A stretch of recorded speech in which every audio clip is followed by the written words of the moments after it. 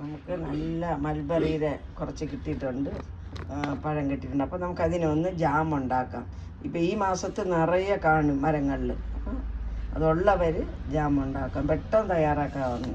ഇത് നമുക്കൊന്ന് അടിച്ച് വരാം, നല്ലപോലെ അടിക്കാം. അല്ലെങ്കിൽ കുക്കറിനകത്തിട്ട് ഒരു 3 വിസിൽ കേൾക്കുന്നത് വരെ കുറച്ച് വെള്ളം ഒഴിച്ച് നല്ല വേവിച്ചിട്ട് ഒന്ന് അടിച്ചൊഴിച്ചാലും മതി. ഇതിപ്പോൾ ഞാൻ വേവിക്കാതെ ഒന്ന് അടിച്ച് വരാം. അപ്പോൾ നല്ല പോലെ അടിച്ച് വന്നിട്ടുണ്ട്. ഞാൻ പകുതിയെ ആദ്യം ഇട്ടുള്ളൂ. അത് ഞാനിപ്പോൾ ഉണ്ടാക്കാൻ ഉപയോഗിക്കുന്ന പാനിനകത്ത് തന്നെ ഒഴിച്ച്. അപ്പോൾ അതിൻ്റെ കൂടെ നമുക്ക് ഞാൻ ബാക്കിയും കൂടെ ഇടാൻ പോവാണ്. ഒരു കരയാകുമ്പോൾ ഒരെണ്ണം മതി.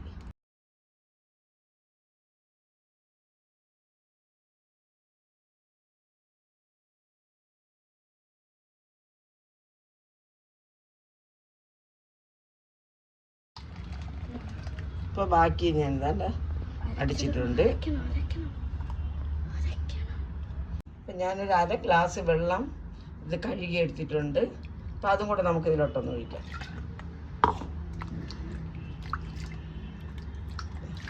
അര ഗ്ലാസ് വെള്ളം എടുത്തിട്ടുണ്ട്. ഇനി നമുക്ക് സ്റ്റൗ കത്തിക്കാം.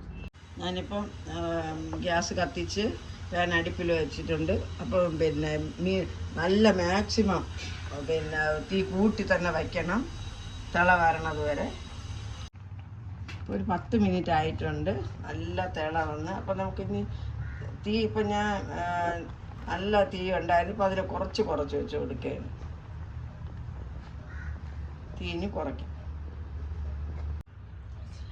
അപ്പോൾ ഇത് ഒരു അരഭാഗം വരെ വെന്ത് കഴിഞ്ഞ്. അപ്പോൾ നമുക്കിനി ഒരു 100-150 ഗ്രാം പഞ്ചസാര ഞാൻ ഇടുകയാണ്. മധുരമൊക്കെ അവരവർ ആവശ്യത്തിനുള്ളത് എടുക്കാം.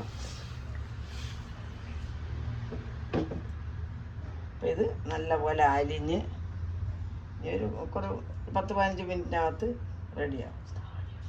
നമുക്ക് ഏകദേശം 3/4 പരുവം വരെ ആയി. അപ്പോൾ നമുക്കൊരു നുള്ളു പിഞ്ച് ഉപ്പ് ഇട്ട് കൊടുക്കാം. അപ്പോൾ അതൊരു മധുരത്തിനൊരു ബാലൻസാണ്.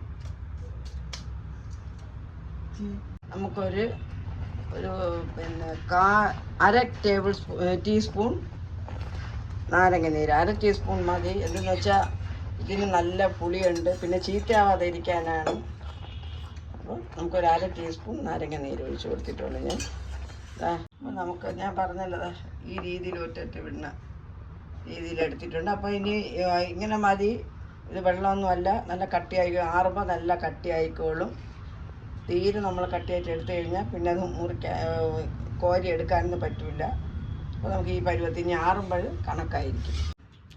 ഏകദേശം നല്ലപോലെ തണുത്തിട്ടുണ്ട്, കുറച്ചുകൂടി തണുക്കാനുണ്ട്. അപ്പോൾ നമുക്ക് അതിനൊന്ന് മാറ്റി വയ്ക്കാം. കുറച്ചുകൂടി നല്ല തണുത്ത് കഴിഞ്ഞാൽ കുറച്ചുകൂടെ കട്ടിയാവും.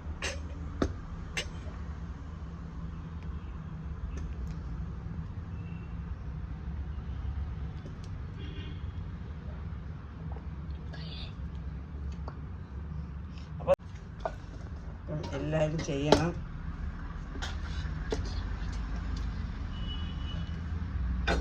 പിന്നെ അപ്പോൾ ഇതെല്ലാം റെഡി ആയിട്ടുണ്ട്. നിങ്ങളെല്ലാവരും ചെയ്യണമെന്ന് പറഞ്ഞാൽ വീട്ടിനുള്ളവർ മരമുള്ളവർ ഈ മാസമാകുമ്പോൾ നിറയെ കാഴ്ചയിരിക്കും. അപ്പോൾ ഇത് ചീത്തയാവില്ല, പെട്ടെന്നൊന്നും ചീത്തയായി പോണതല്ല, കുറേ നാളിരിക്കും. നമുക്ക് കളറൊന്നും ചേർക്കണ്ട, നല്ല ടേസ്റ്റാണ്. എല്ലാവരും ഉണ്ടാക്കണം. എനിക്ക് ലൈക്ക് ചെയ്യണം, സബ്സ്ക്രൈബ് ചെയ്യുമ്പോൾ ഞാനിടുന്ന വീഡിയോകളെല്ലാം കിട്ടും.